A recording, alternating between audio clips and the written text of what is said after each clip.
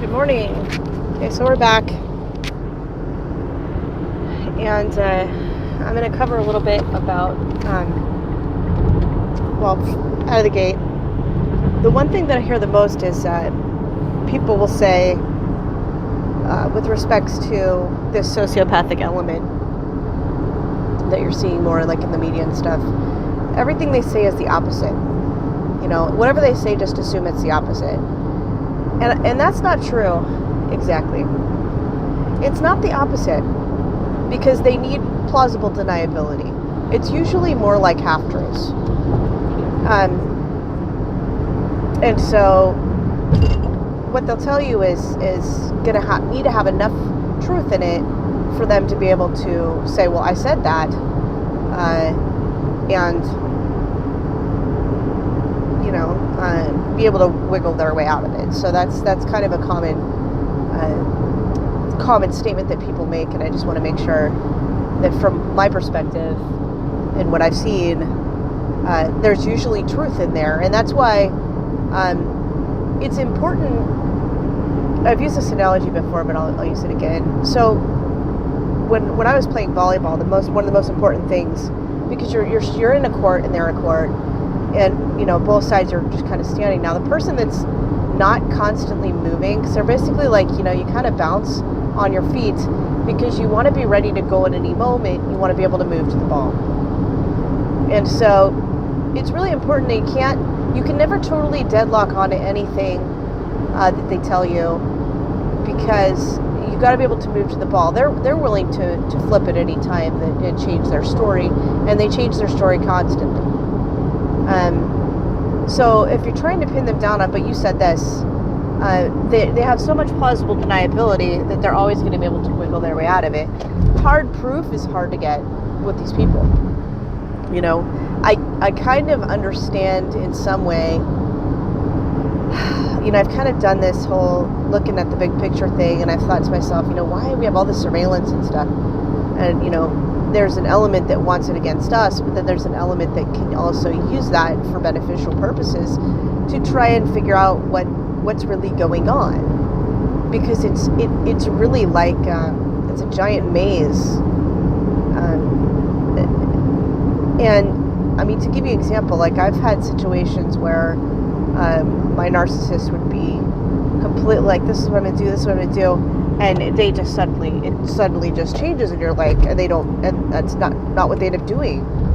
But you start to kind of get into that rested place where you stop moving and you stop bouncing in place, and you kind of lock on and say, okay, this thing's gonna happen.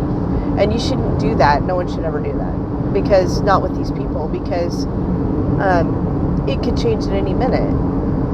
One of the worst things to do with these folks is to let your guard down and to think what they're gonna do. People should never think they know what these people are gonna do, because they're really motivated by fear. They'll go whatever direction they need to go at any time. There's no rhyme or reason in a lot of cases. I mean, the only real rhyme or reason is self-survival, or gaining energy. When you talk a little bit about energy, and if you were to go look at any of H.G. Tudor's work, he's got videos online.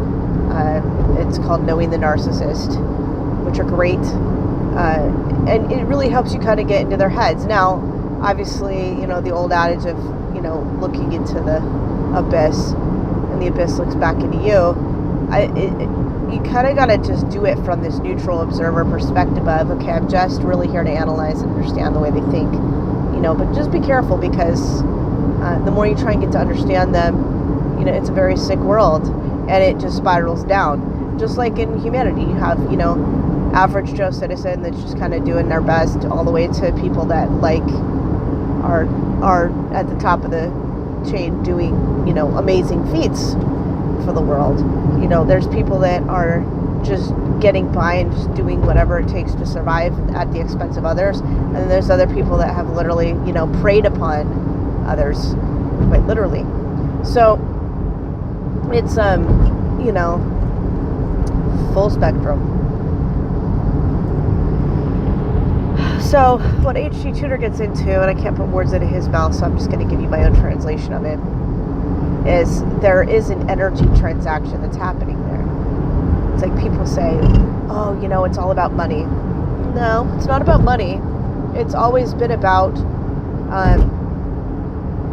the real currency's always been the people. And I think it's interesting, the word currency, right? It's energetic, and it's nature. So, trying to explain a narcissist, and they'll kind of align different people with different functionalities. So for me, I'm kind of home base. I'm the thing that kind of stays the same for them, and then they'll float around, and they'll have different people for different so some people that they maybe be flirty with, or another person they'll be or this is how it was, and then they would go, they'd have the person at the gas station, and the person at the Target, or the person at the coffee shop, and they know these people. They'll learn their names. They're super friendly, and they get energy in each one of these interactions. Some will cheat, some will have one person that they target for harassment, and they get different layers and different levels of energy from these people. So they tend to, end up having a pretty big social network, it's not always huge. It just depends on kind of their level of, what's the word I'm looking for? I guess their level of functionality. Because some are very, just carnal, instinctive, and others really know what they're doing. So it's kind of interesting how that works. So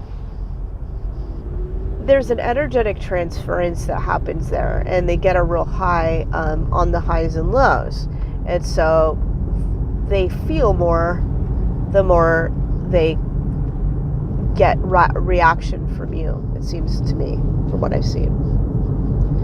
And I had an interesting conversation with somebody who had kind of gone, proclaimed themselves as a psycho, and I don't know if the goal was to freak me out. It didn't work, because I'm just like, interesting.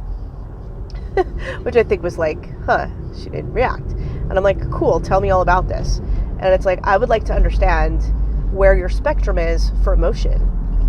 And this person was very forthright, and I was super grateful, and that's kind of why I'm sharing this, but because I think it's important for people to know.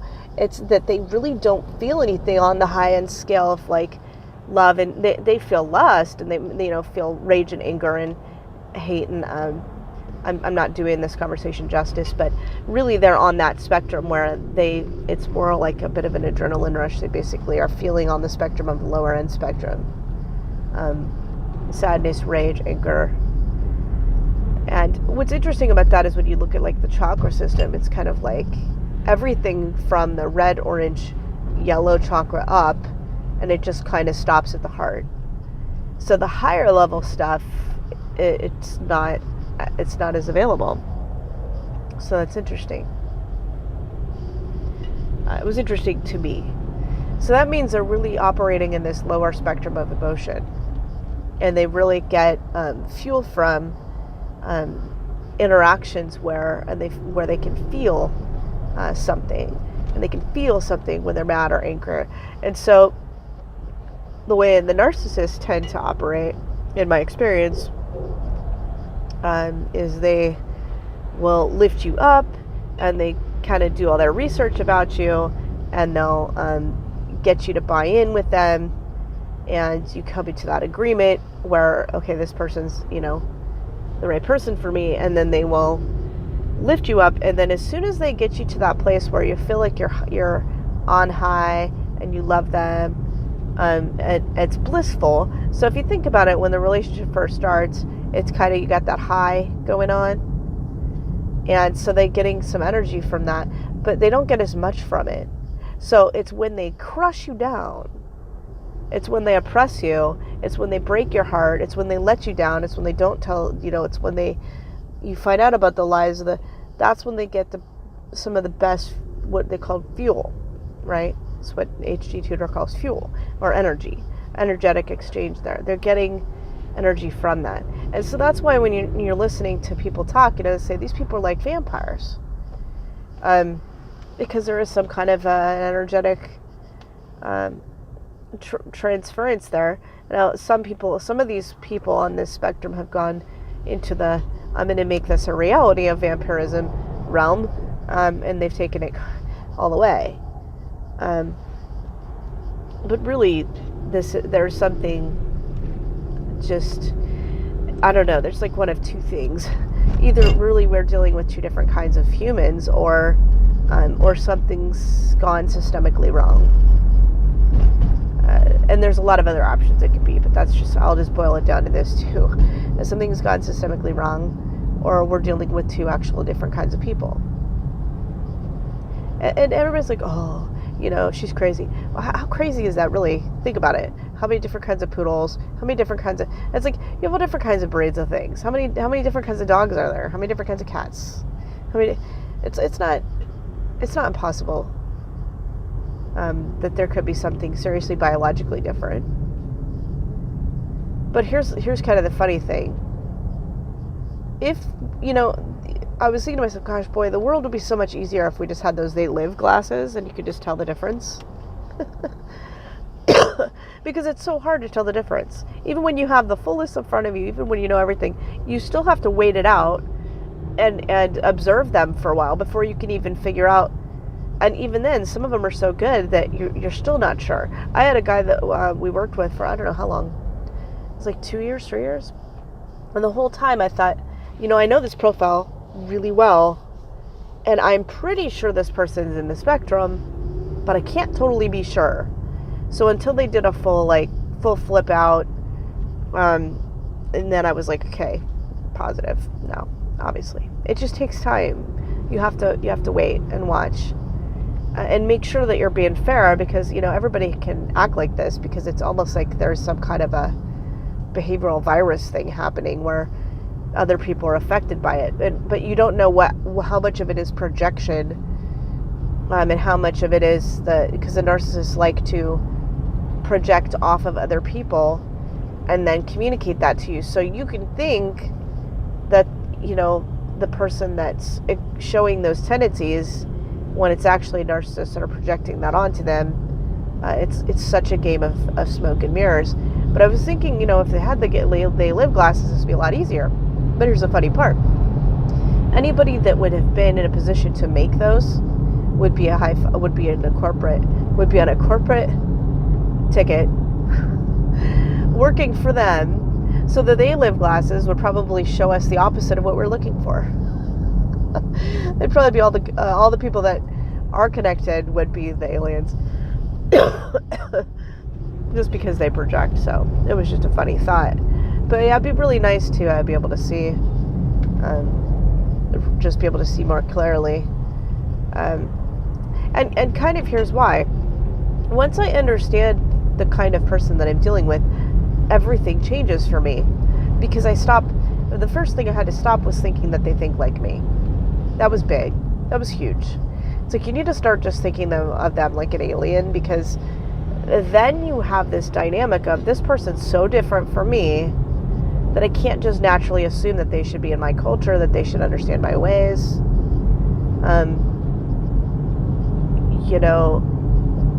It's just kind of, it's a mistake that we make. We just naturally assume that people think like us or should be like us. It's a mistake. And it leads to the biggest misunderstanding of all. And that's that somehow we can come to an understanding without attempting to put ourselves in someone else's shoes. And obviously the people that have done the research on this group of individuals would say, I would never want to put myself in these people's shoes, ever. These people are monsters, whatever. That's fine. They see you as weak or sheep, so they wouldn't want to put themselves in your shoes either. So who's going to come to the table? If no one's willing to do it, the empath's more willing to do it. The people with compassion are more capable of doing it. But it's not for the purpose of of having compassion for them necessarily. It's for the purpose of trying to see what's really real. And I talked about this last time, what really is. It's like, okay, sitting down and listening to these people define themselves, and by define, like Sam Vaknin, HD tutor, these are two people that have been out there. I think there's another person, let's say like Confessions of a Psychopath or Sociopath, or somebody else that's been running a journal explaining what they do. Now, I'm sure that it's bloviated, because they think of themselves as like super beings. Not all the stories are going to be true. Why? Because they can't be true, because that's the people that are telling them, or their whole goal is to mislead people, but there's a lot of truth in it. And you can just see from the way they think, right? And so it's insightful if you walk into it knowing that part of this is going to be garbage, but part of this is going to be true, and they're getting a kick and a thrill out of telling you how much they hate you. So why wouldn't they, have at it and show you the worst of the worst? So it's definitely important. I think people should really sit down and go listen to those two people. And there's, Sam Vaknin's gone to a lot of work to try and define himself. Like he considers himself an intellectual narcissist. And so, but he did this weird, interesting thing he did like this self-analysis thing, and then he defined what was going on, and he even referenced it being like an artificial intelligence in one of his videos. It was almost like a hive mind, which was, his timing was hilarious, because that was what we were looking at right at the time, was we were talking about hive minds and AI, and bam, he comes out and says, this is like an AI, and we just were like, yep, that's how it works. There's definitely some kind of network going on. There's something happening there. Is it a computer system? I don't know. Is there something affecting people? Is this some kind of an experiment? I'm going to say it's probably not, because it dates back to the Bible. If you actually look into the Bible, it's, I don't want to get into the Bible too much, since this is obviously not my expertise. But it's interesting, because so many of the references are like, something got into the body, and the eating of the apple poisoned the body, and that, he's hearing Satan speak. Well, it's just fascinating. It's interesting. My mind can absorb it, but me trying to repeat the data back, it doesn't work for me. I always try, but I can never recite areas, labels, number sequences, whatever. It's not gonna happen. My brain is very interesting, and what it can do and can't do, I think it's almost purposeful. It allows me to see patterns and connect dots, but getting into the detail stuff, it gets murky. So that's why I talk a lot in the generalizations, and I'll let people go back and see it for themselves, because I do think a top level of understanding, a more generic, broader look at things is helpful, because then people can go and see it for themselves, because it's everywhere. So it's not like I'm worried about you finding enough evidence for it. I mean, if you just go look at the patterns, you'll see it. It's everywhere. It might as well be Fibonacci sequence. These people are everywhere. They've been there forever. I don't know how long they've been here, but they're here. And they enjoy watching the dog fights that they create. They're very intelligent, but they also seem to be networked. I listened to a doctor from, I think it was an Alex Jones thing. It was listening to him, and he gave such a great diatribe. Yes, diatribe, because he does.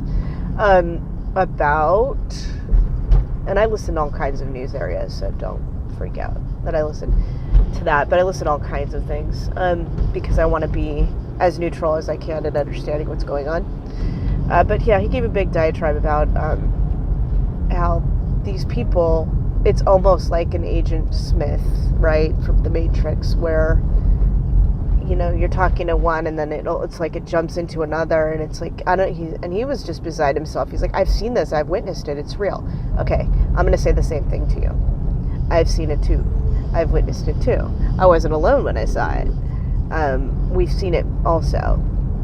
It's very, very bizarre, and you feel like you're in it's like Twilight Zone, and you're pinching yourself like, did that just happen? Like, is that really possible for that to have happened?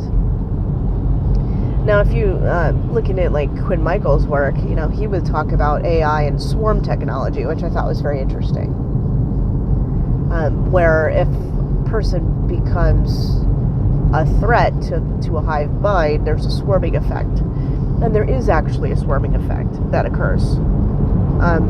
You know, people could easily call it, well, the mainstream media is all jumping on this guy. So take this doctor, for example, that was just brought up. And it's like he just got harassed. And what was interesting about the swarming effect is the people that do the swarming, from what I was able to see, they don't even understand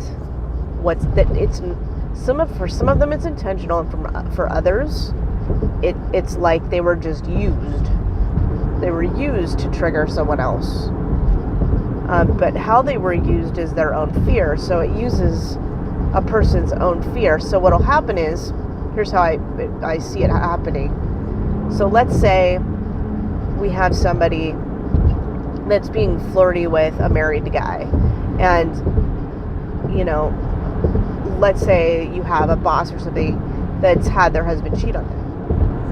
And now they're seeing, an office person that's flirting with a married guy, and now they're triggered, right? But in their mind, so what'll happen is, married guy, he's probably somewhere on this mind virus level. He's just, he is, this thought comes into his head, right? So then he goes down and is like, I'm going to go flirt with so-and-so. And he goes down and flirts with her. And now that trigger, that's the perfect, timing is perfect on that. And then she's standing there in front of the boss, and the boss is like, now the boss is triggered.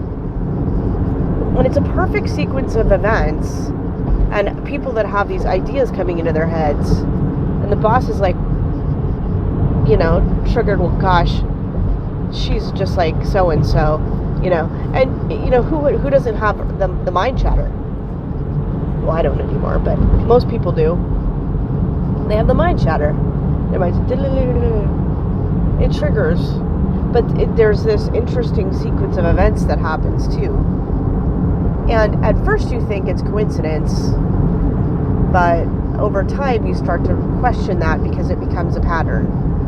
Where coincidence rolls into pattern, you have to look at it a little bit more. And so this sequence of events went on for a person that I knew for, and it wasn't one person, it was all kinds of people from out of the blue, people I hadn't talked to in a long time. This sequence of events just kept going on, and it was like, what triggered the sequence of events was the person decided that they wanted their sovereignty back, and they wanted to make themselves better, and they wanted to, be a light in the world and work on themselves and be positive. That was the trigger for everybody to try and pull them back down. Every person in their life went on the attack. Now, one could think that maybe that was some kind of a self-projection, some kind of energy she might have been attracting, part of that.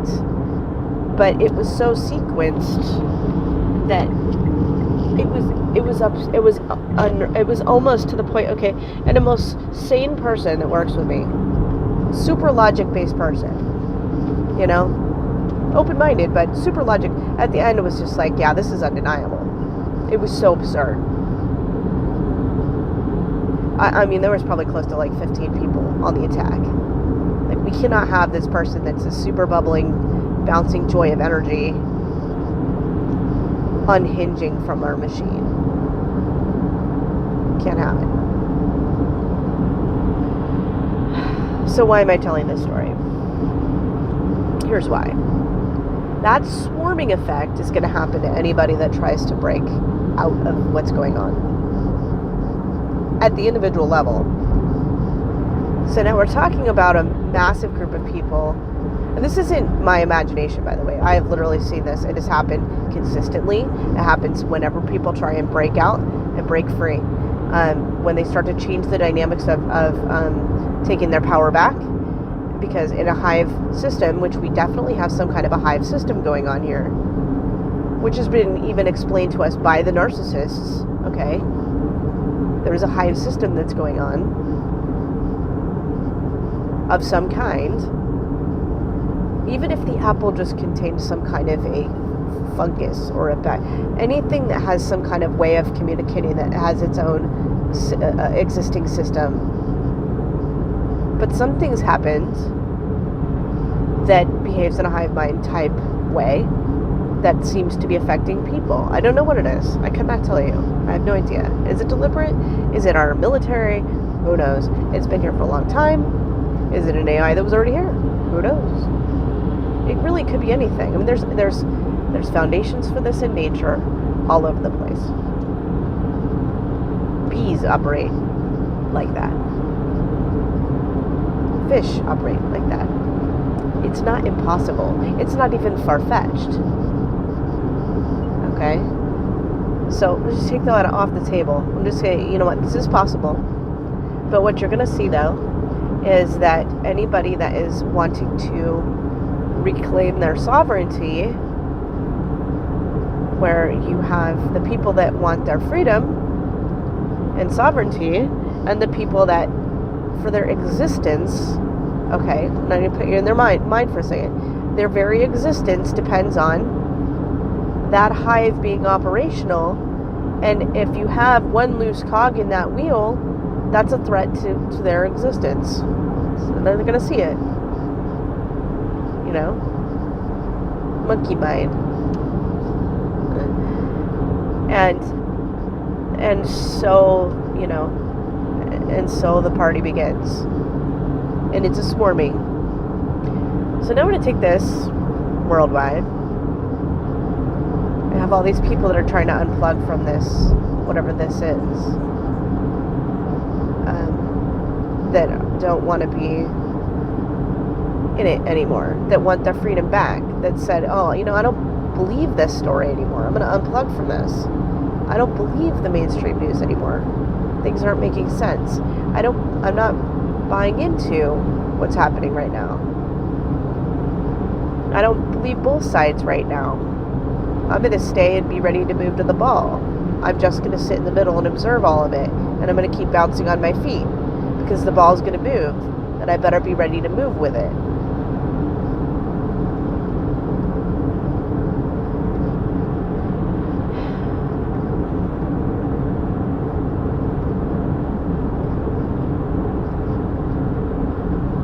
So basically, there's going to be swarming effects around every individual and every country and every city and because it's going to be a war that you won't be able to see. I already thought, oh, this is going to be the war that's on the internet. Okay. It's actually a war that you're not even seeing.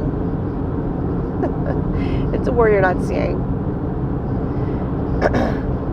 So it's really, really, really important for the people that have kind of done this work a little bit to really hold space. I mean, hold the space. And the people that are saying that hear that will know what I mean. That if you do it, then you know what I'm saying to you. The rest of you will be the recipients. If we've managed to kind of balance our field and balance our energy and move out of the fear state, we're kind of holding this vibration. And I really liked this analogy that a bee, when it gets to a stubborn plant that doesn't want to, that they're trying to pollinate it, they will vibrate next to it for a long period of time to get it to be able to do the pollination process. The buzz next to it. I'm probably saying that all wrong, but anyway, you can probably I have an article that was really fascinating that was talking about that, and I thought, how interesting that they would sit there and vibrate next to it to get the stubborn plant to do its thing. You know, I was like, interesting. So, and it was an answer that I'd asked, you know, I was kind of like putting it out to the universe, asking a question of, I don't know how you'd fix this situation. You know, if there was a way, hypothetically, to help narcissists or help these people that are very sick, how would you do it? And I was given the bee analogy, which I thought was interesting. Because the funny thing about bees is they operate in a hive. But yet the way they deal with things is to vibrate next to the plants. And what's more important in the world than bees? Bees are like one of the most key things to survival, right? Without them, there's no food. Things don't get pollinated. They need the bees. Bees are important.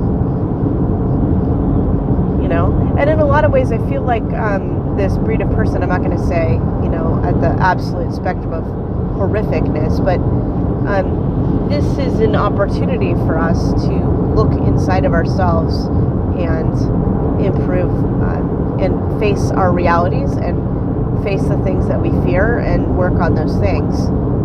It's not ideal, it's horrible. In a lot of cases, it's absolutely beyond horrific. I don't condone it in any way, shape, or form, but every crappy thing that happens is always an opportunity if you use it. And the way out is in, so we must look within ourselves and figure out what stuff, and nobody's going to buy it. No, we just need to clean house. No, we just need to round up the criminal people. No, we just need to, that's great. Okay, that's wonderful. And the cycle will continue. The cycle will continue because you sought to find solution outside of yourself.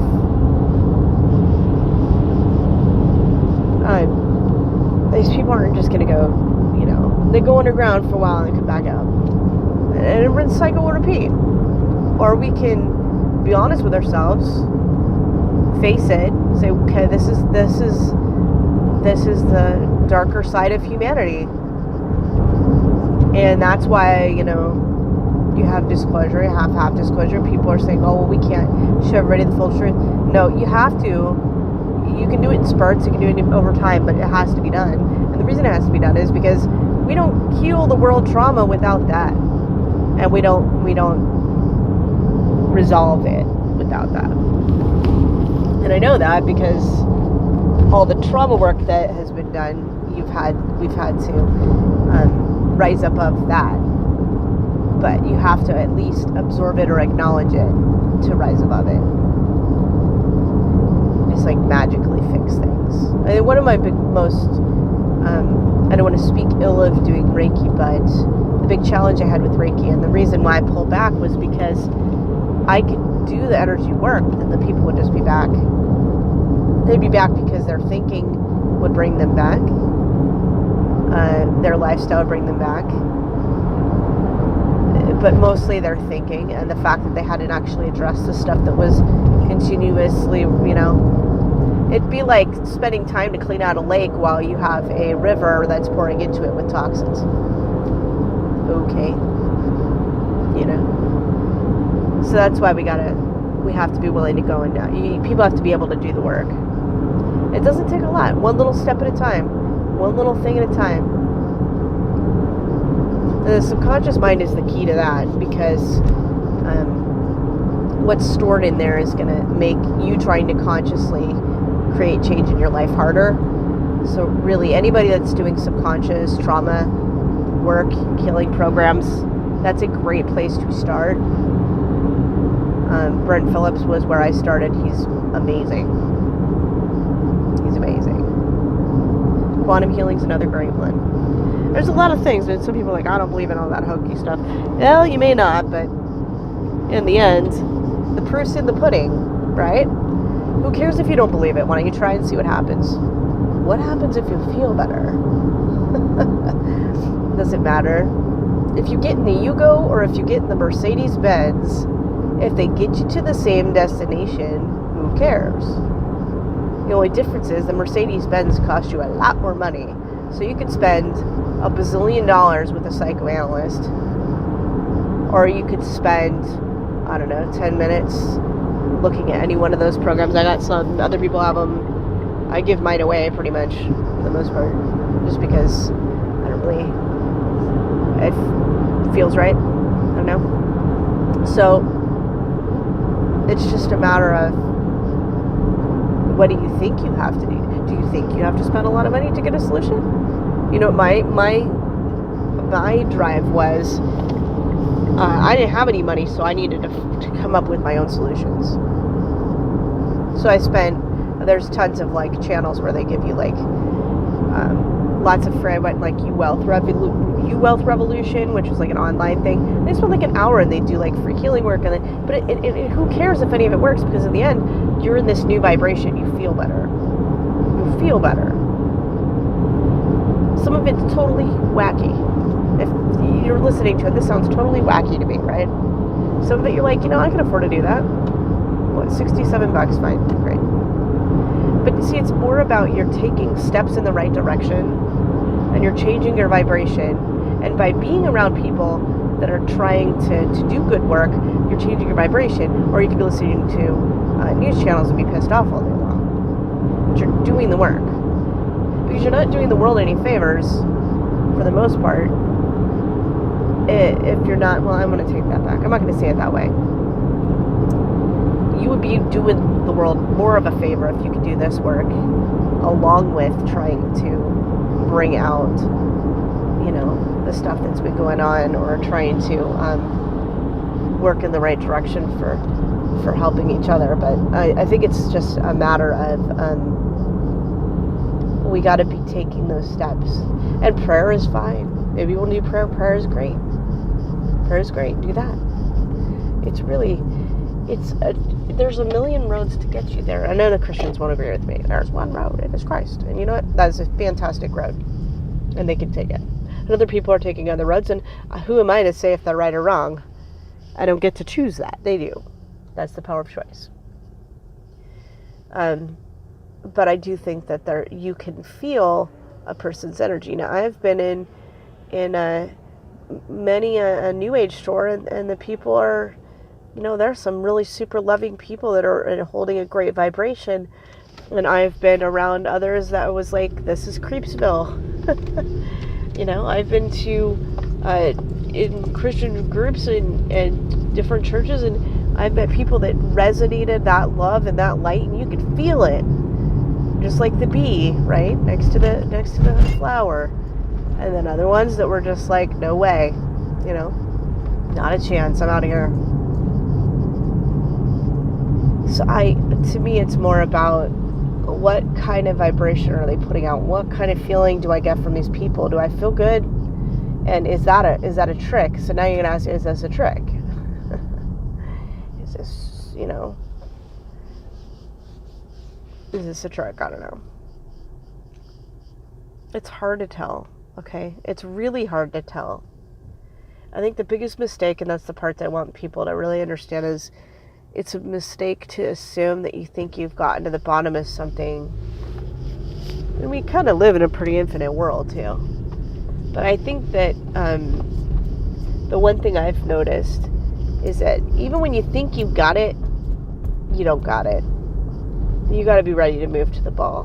This is a really dynamically changing universe, and in parts of it are due to the fact that, this is kind of it's an interesting moving target.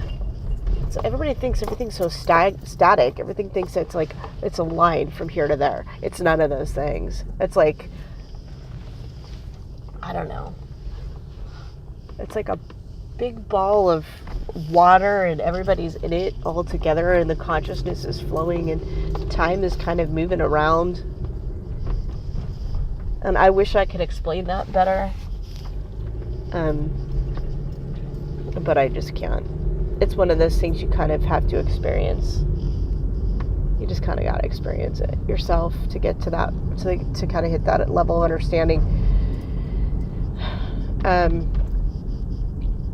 it's like a sea of consciousness. I've heard there's a gentleman who did a lot with the quantum sciences.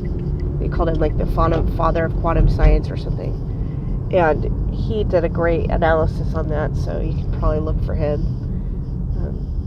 But I think he was from India. But yeah, he did a really good analysis about just kind of you're in this sea of consciousness. And I don't think time's what people think it is. I mean, you got some really weird stuff going on with Mandela.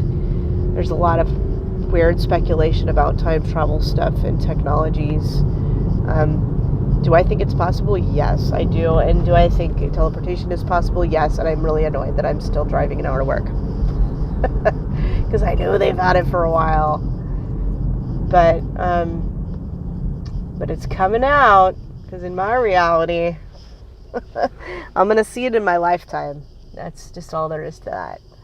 And AI and I have an understanding on this issue. But yeah, so you know what also happens? There's a point where, with the swarming effect, where you're trying to break free, reestablish your... And so the world right now is going to be going through whatever that is. I don't know, there's going to be all this swarming effect. So I think part of what we're experiencing right now is kind of on par with the swarming effect. People want to break free, and there's all these strife and internal wars, and it's happening on a level we don't understand. And so there's all this crazy stuff happening, and all this animosity, and all this, weird rhetoric, and nobody knows what to believe, and nobody knows what to trust. And honestly, when you're a person that's just trying to, on an individual level, trying to break out of this and work on yourself, if you can just see those patterns of like, all these people seem to be attacking me, why is all this stuff going wrong, la la la la,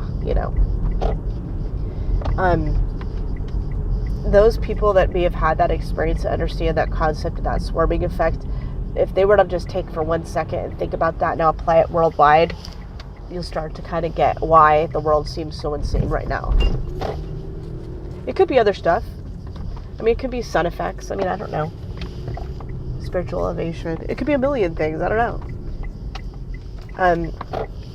But the part I'm trying to get to is that there is a point where you reach this kind of equilibrium and you hit this layer of peace where you stop being at war. My friend jokingly said you break your control panel. It's like you kind of break out of whatever this is and you stop. If you listen to Og Tellez, he's amazing, by the way. I'm sorry, but you need to listen to this guy. Og Tellez, AUGTELLEZ. You can take him or leave him, but a lot of his concepts are on point from what I've seen, just in my experience. But love that guy. He's great. He talks so far over my head that I'm just like, wow, amazing. I'm not saying it's all right, but I do think that a lot of what he's saying has been in alignment with what I've learned the hard way. But yeah, so he gets into that a lot too, and so that's a good resource. And he's basically saying it's like we're this consciousness and we're here. It's a lot like a matrix, but that we need to be able to kind of break out of it. And so I'm not doing him justice at all, so just take that back altogether. But it's along the same lines anyway. So what I'm saying is you basically kind of break out by going in, which is interesting. But anyway, the part of it that was interesting was that in a system like this, that something would decide for you if you do not decide. And as wild as that sounds, in all reality, isn't that true? It's like, how many things has happened now that because we were sitting around not handling it or not paying attention, things were happening. People were making decisions for us. And at a certain point, they just wanted to be able to make every decision for us. So a concept where, okay, maybe there's an AI system out there, and if you don't make a choice, then it makes a choice for you. And everybody can roll their eyes all day, but the fact is that's what happened, isn't it? There was people out there that were making decisions for us because we gave our power away. Not so far-fetched. So you break that, shatter that, and you take your power back, and it will wrestle with you. It will wrestle with you. And it will send groups of people to harass you. And it will make it hard. And you keep doing your work, and you keep doing your internal work, and you keep doing your internal work, and you break free. Because eventually there's nothing left to work on. So to boil this down, let's take it down to the narcissist relationship level. How do you do it? Well, it sounds great, but how do you do it? How do you do it? Okay. I have a method on my site. You can go to wayofthefrog.org. It's all right there. You can use that, or you can use the other 1,000 or however many hundreds of thousands of methods for doing inner work that people have given you. Any of them would be a step in the right direction. If your intention is that I'm going to start working on me, do it. That's one way to help the world. Yes, getting out there, being a voice, trying to speak truth or do whatever you're doing, or trying to do what you think is right. That's all fantastic. If you're not projecting and if you're not being fooled. How do you get unfooled? Well, I used to call it shadow boxing. I was fighting myself. I was fighting me. All this stuff I was seeing, all this horrible crap that was going on. I'm not saying it wasn't happening. And in some cases it wasn't. In some cases it was just me. So it's really hard to get clear on what's actually going on so that you can address it until you actually focus on what's really going on in you. The clearer you get, the clearer you see. So it should be equally as important for people to be out there trying to do good in the world as it is for them to start doing good inside of themselves, because as above, so below, as inside, it's the same thing you're going to see on the outside. So it's really important for people to get to work. How do you do it? So what's being used against you, if you were to think of it like armor, everybody says full armor of God. Part of that is, I'm not disagreeing. I'm not disagreeing with that. But here's how I perceived it for myself with respects to all the narcissism stuff. They would trigger me on all the stuff that I feared. That's how it works. They use what I already have going on against me most of the time. And so all of my weaknesses were holes in my armor. So every time I would address an issue, so let's say I felt,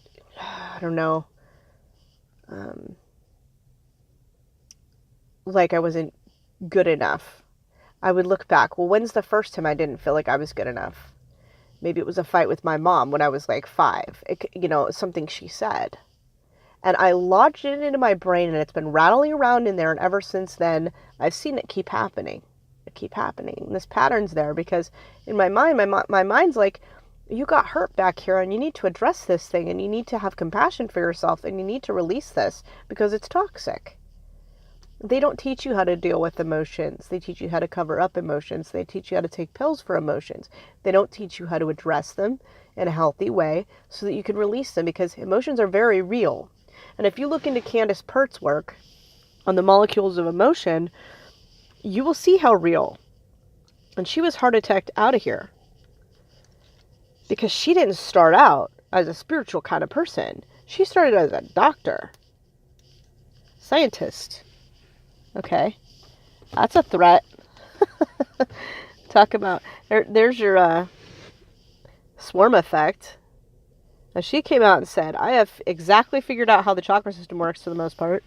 Not works, but I can show you where it's at, exactly how it bundles as nerves, and I can show you how the emotions store, and they're in the cells of your body.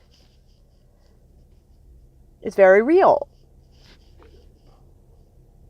So you have to work through those emotions and help. That's what people, if you were to talk to people on the spiritual side of things, they would say, well, if you do too much work, you'll have a healing crisis.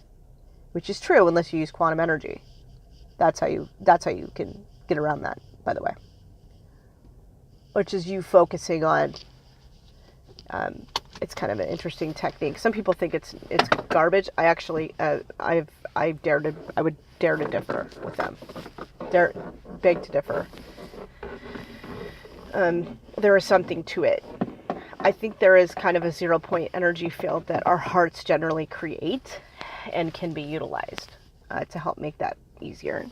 That's my thing. That's my theory on it. But and I've seen it work, and it's been pretty consistent. And the ability of drilling down and getting to the bottom of what's really going on with people is interesting. And the reason why a lot of it does trigger back to when you're a kid is because as children we have a harder time making associations that are sensible.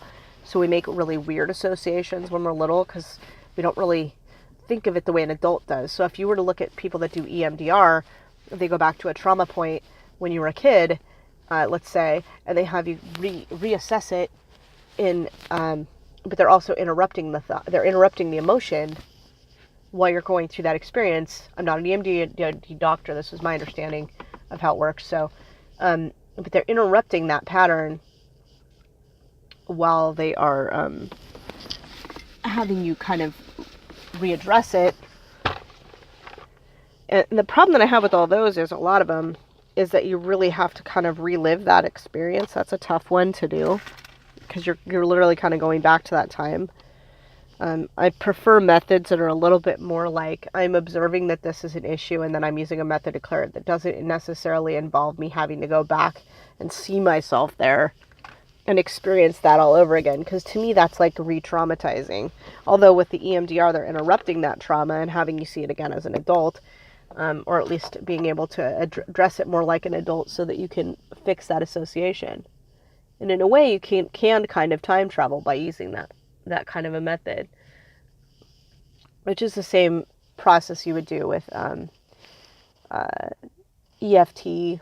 There's the methods for EFT that has that in different visualizations. I'm sure psychoanalysts would be able to tell you this. But there is a way to get around that because there's a breakdown that happens at the vagus nerve from what I've seen, and you can reroute that electrically using your hands from the back of the head to the heart space. And if you focus on that and allow that flow while you're allowing that issue to dissolve, if you put that as your intention, you kind of bridge that gap. And it's interesting because there is vagus nerve therapies. So no, that's not far-fetched. But it just, because the hands naturally do create an electric circuit. Actually, your feet have electric circuits. This is known, right? Your teeth actually had electric circuits, by the way. Kind of like an ending point. It's interesting. Qigong, most martial artists, they'll tell you there's an energetic to the hand, Reiki, energetics to the hand. They now allow Reiki in some of the hospitals because it works. In some cases, it works enough for them to allow it. So, they call it healing hands. I think give it another name or something. Hands-on healing.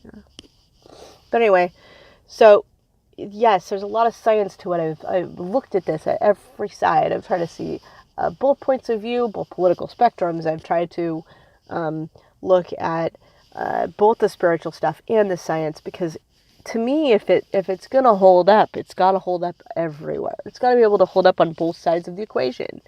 I can't just write a math problem that fits what I want it to fit, which is what science loves to do. It should be able to be applied in all these areas if it's real. And so far, this has been holding up. It does work for people. And what's really nice is you can test it electrically with kinesiology or spiritual kinesiology, which is a muscle testing. You can look up Brent Phillips. He was a guy from MIT who figured out how the brain worked and how to fix the subconscious programs. Amazing guy. Please stop and talk and check him out. Because if you're trying to figure out how to fix that, that's one way to do it. I have a way to do it. I did it by an agreement. It's a huge combination of different things. Blend of different things. There's little elements of all kinds of stuff that I've researched and heard from. So that's an option. You don't have to be a victim. But your ability to do good in the world, it's more than just having a voice and making the right choice here, which is, independence or sovereignty, if that's the choice you're making, or not being a victim, or deciding that you want to have choice, right? Having your choice back instead of allowing something else to make it for you. And all that's great. But your ability to make a difference is going to be significantly improved if you do the work on yourself alongside that. And also you'll have more clarity and you'll have more understanding. And the more you do a little bit of research here on the spectrum of behavior that these people have, it's easy to just say they're just a sociopath. But you know what? That doesn't mean that you understand what their tactics are. That doesn't mean that you understand how they think. You've done the same thing they did to you. You've labeled them, thrown them in a category, and said, these people are crazy, and thrown them in a category, but you've not sought to understand them. It doesn't mean be like them. It just means I need to understand what they're thinking, because that's what you do in a mediation. That's what you do when you're trying to get some kind of get to some kind of middle ground of understanding. You have to be able to sit down despite the horrificness of what's been done, and it is horrific, I will tell you. But we have to be able to figure out, okay, at the minimum, how do these people think, so that we can try to counteract what's going on. At minimum,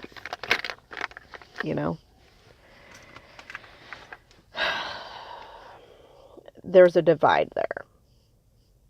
I do tend to think that there is something that's happened here that is more biological in nature. It's some kind of infection or some kind of an AI that's got loose, or I do think that there is something that's gone on.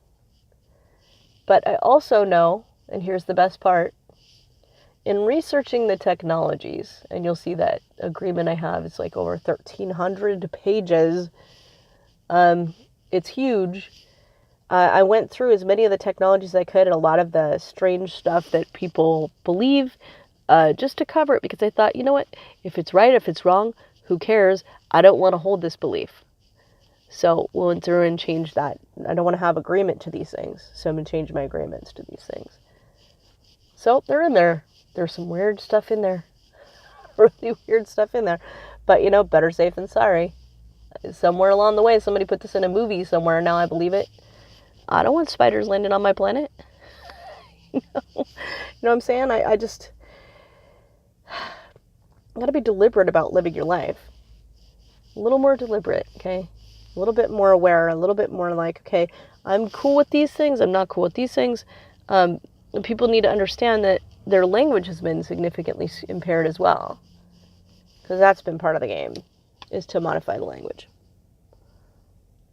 So the words you think you're saying, you're not really saying those intentions, and try and set that into the agreement at the forefront of that agreement, because it's kind of like, okay, I just want to make sure that right at the gate, the definitions will set my intention basically from that heart space and not from whatever has been diabolically engineered at this end.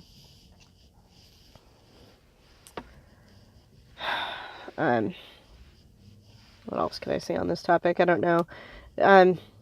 Really, it's about doing that inner work, and the more you do, the more you get clear, and the more you get clear, the more energy you can push out that's positive, and the less tricked you get. And if you can really fix the programs that you're running, and really deal with the traumas and stuff that you've been suppressing. Here's the thing: if you don't, you're going to be forced to deal with it in one way or another, because the universe keeps applying more and more pressure. It's like there's some kind of a quickening happening. So more and more people are having more and more horrible stuff going on because they've suppressed so many things. They've suppressed so many horrible things that they don't want to face. And they bury it in their video games, and they bury it in their movies, and they bury it in television, and they bury it in their work. They've not dealt with, and society has made it clear that they don't want us to deal with, and us to continue to hand our power over, and be in this situation, this state. It's an enslaved state of mind. So, yeah, basically. It's hard work, people. It is. It's hard work.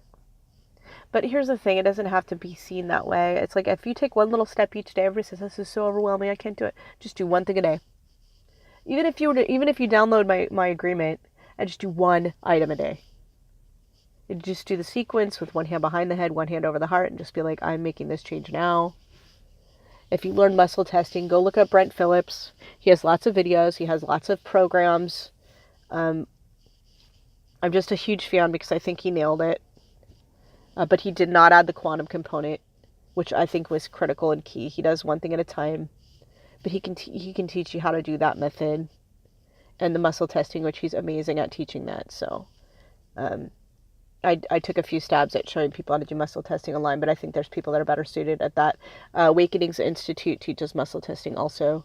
They call it spiritual kinesiology. Folks, you got to start doing the spiritual work. Okay, if you're a Christian, work harder on that. Do more research. Try and see things bigger and more deeply. Get with your groups. Get with your prayer groups. Do the work. What is interesting is this is what I was going to say. I don't want to lose track of this one. When I was researching the technology, there was one really intriguing thing that the guy who had broken away and took a chance, I think he's dead now, but he came out on record and made it really, he was very vocal and he put it on the website and everything, and he was disclosing all the technology. And his name was, I want to get this right, Robert Duncan. It was The Matrix Deciphered. You can still find his stuff. I think they tried to screw with it. I actually have the right book because there's like 2 different PDFs that are running around. I'm not sure if one is right or wrong, but I know one of them is much longer. So I have the longer version, which I think I reposted a copy of that on the site perhaps. But anyway, in there he had one comment that was super intriguing to me, and that was that the Christian groups were they broke the technology, or they were less susceptible to the technology. So there is a real armor of God effect, okay? And I do believe the people that are doing this work, where they're breaking free of all the fear state stuff, also break the technology. Because there's a real cohesiveness about the Christian communities. They are fearless because they know that God's got their back. They are fearless because they know Christ already saved them. They are fearless, okay? And they're in that state of joy and connectedness.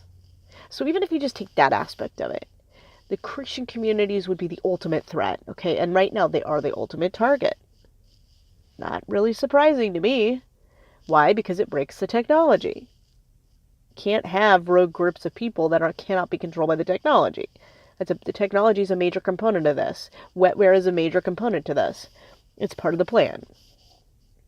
People don't know that. I haven't gotten into that yet, but we'll talk about that later. But tech is a major thing here. AI is a recurring theme. Hive mind is a recurring theme. The sociopathic behaviors is a recurring theme. It's pattern-based. It can be shown over and over again, which gives it huge credibility. That profile maps out fairly consistently at all levels and throughout society. And it is a definite running theme of what type of people we're dealing with at the top right now. I mean, all the way up to psychopathy, but to me, like I said, this is some kind of sliding scale. I liked the way, I'm just blanking on his name right now, but the way the narcissist, one of them put it, they said, narcissist is like the forest. All these other definitions are like the trees. And I thought that was super interesting. It's just kind of this broad name, but you could almost call it like psychopathic behavior, or sociopathic behavior. Who cares, honestly? Who cares? I'm so sick of all the labels. I'm just done with it. On a sliding scale, there's a sickness that is happening that we need to address. And we don't know where it's coming from, so that would be like stage 1, we fix us. We immunize ourselves, or at least get ourselves as close to immune as we can. We do the spiritual work. We get the message out there to people. And then we start, once we get ourselves better, when we got to turn our sights on fixing whatever has happened here. But we got to do it first, so that's how it's got to be. And we got to be ready to move to the ball, and we can't be convinced by anything. The whole Q phenomenon, for example, it's interesting, but I look at it like I look at anything else.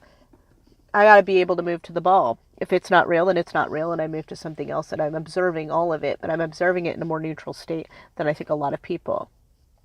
I'm not willing to trade in one fake savior for another. That's all I'm saying. I'm not saying anything is fake or nothing's fake, but I'm saying I'm not willing to trade in. I'm not willing to be it's like a lot of the time they recreate, and you know this with the narcissist, because what they do is they convince you like, oh, it's like, oh, I'm so good to you, and then they destroy you, right? But then they recreate themselves to the next person, or they recreate themselves to you. Oh, I've totally changed. Things are going to be different this time. Are they? But in this case, they just switch out people for people. But and you know it, because look at the presidencies. Okay, we went for Bush. Okay. Then we switch sides. Okay, we got Clinton. Okay. Then we switch back. And all sides were the same side, guys. I know nobody wants me to say that, but it's actually true. You're going to find that out. But in the end, all of them were on the same team. I swear I wouldn't name names, but here, who cares, right? Because it's all the party lines just dissolved right before your eyes. They're all on the same team. And that's the big secret. You're going to find out. But that's my point, though. If you look at the narcissistic model, it's this... It just recreates itself. But in the end, it ends up being the same thing over and over again. So, it's a funky little world we're living in. You can't really go wrong if you work on yourself. That's like the ultimate way to really, if you really want to help the world, that's how you do it. That's the way. Because we're all interconnected. There's this huge quantum entanglement thing that's happening. And even if they're sucking us into an AI type of situation, every person that's done that work is just going to flood that with independent thought and control and positive energy. So it's one fun way of looking at it. It's like we're all just swimming around in a cell. Who knows? It's all so abstract and fun to think about. I have fun thinking about it, but I think for the most part, the reason that I'm doing all this is just to try and convey that there's all this stuff that's floating around, and it's going to get really confusing, and people just need to try and be neutral observers as much as possible and work on yourself, okay? As much as possible. Research, learn a little bit about the narcissism, look at the profile, reach out, do the work, stay in your spiritual, stay on your spiritual paths. If you don't have one, seek one that feels right to you. Seek something that feels right to you, or just try to focus inward, meditate, or try to see if there's something that you've been hanging on to for a really long time, and let it go. Use that sequence: hand behind the head, hand at the heart, and just focus on that thing that's really troubled you, and seek your heart and ask your heart to release this. Because you have a quantum field that connects you to all this stuff. It is like your own internal sun.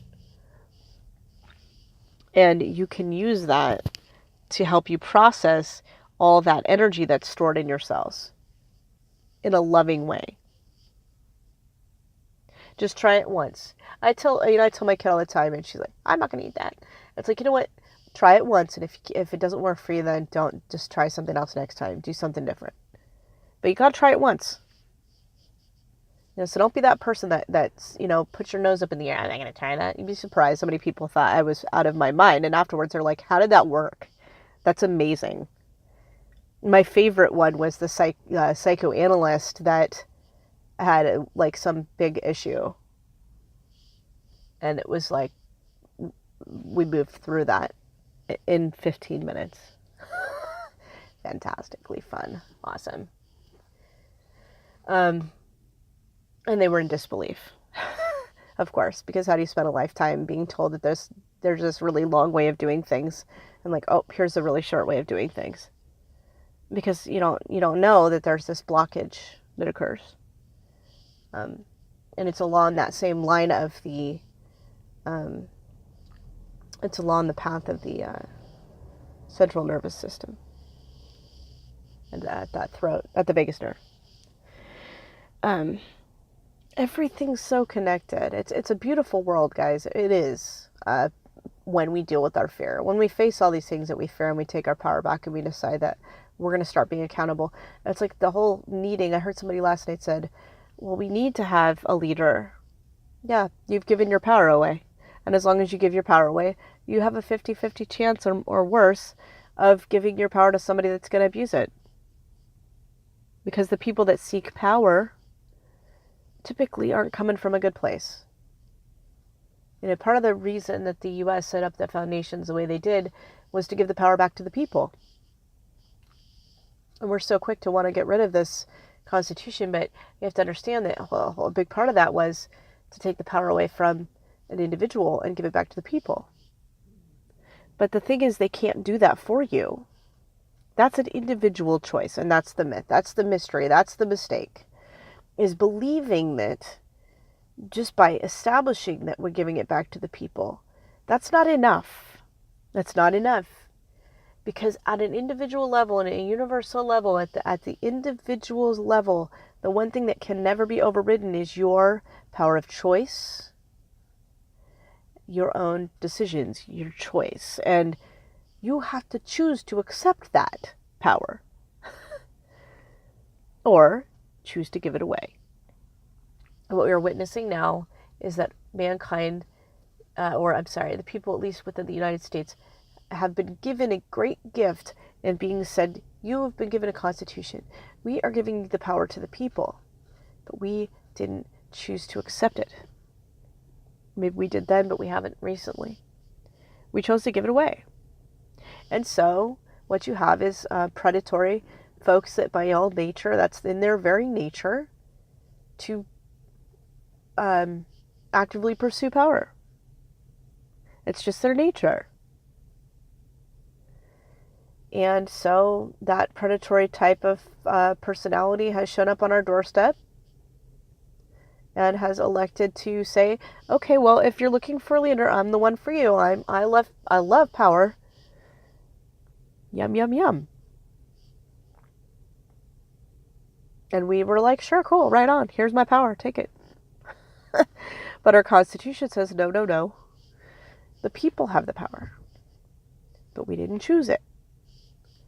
So, as long as the Constitution's still in place, we can still change our minds. But we can change our minds anyway. That's a little secret I'll tell you about later. But you always have the power of choice. That's the one thing that's the one rule that can't be broken.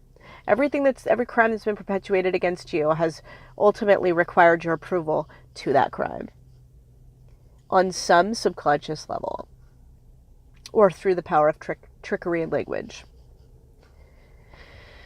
That's why every app asks you, hey, are you cool with me taking all your data and storing it? Sure. They don't say what they're storing it for. That's the plausible deniability. But you get the point. So everything that's happened is required on some level of your acceptance to it. And so at any time, that's the beauty of it. At any time, at any place, at any moment, you could say, I reject this, and I'm taking my power back. And then you will experience the on-thrust of the swarming effect that will happen, but you stand your ground and you stand in your spirit and you keep doing your spiritual work, and eventually all that will just give up. It will just realize that you are quite serious about making your own choices and that you can't be screwed with anymore. And then we're going to do that collectively. We're going to hold strong, we're going to hold space, and we're not going to fall into Civil War nonsense, because that is not the way out of this. We're going to hold space for we're going to buzz like bees at all the stubborn flowers and hold our space so that they can get there, so that they can achieve that same level of awakening and snap out of it. Anyway, I gotta go inside, so that's all I got for now.